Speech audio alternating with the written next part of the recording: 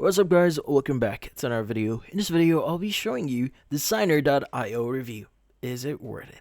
So, in this case, if you're thinking about using Designrr.io to create ebooks, PDFs, or flipbooks here, you might be wondering, is it really worth it? So let's go and discuss a few things, but let's go and discuss first what is Designrr.io. So basically, it's a tool, in this case, that takes your existing content, blog posts, videos, podcasts, social media posts, and turns them into professional looking ebooks with minimal effort. Now, it's a huge time saver if you're a marketer, blogger, or entrepreneur who wants to repurpose content without starting from scratch. Now, you might be wondering why actually use it. Now, the main reason people like using Designrr is because of how fast and easy it is. Now, you can import content from multiple sources like blog posts, Google Documents, even podcasts with transcriptions, and instantly turn them into ebook using one of their many templates.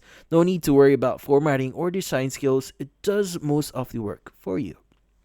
Now, for example, let's say you have a great blog post and you want to repurpose it as a lead magnet or digital product with Designrr. So you can just paste the URL and it automatically extracts the text, images, and formatting. After that, you can tweak the layout, font, and images to make your branding or to match your branding here. Now, in this case, how much does it actually cost? Now, Designrr offers different pricing plans, including one-time purchases and monthly subscriptions.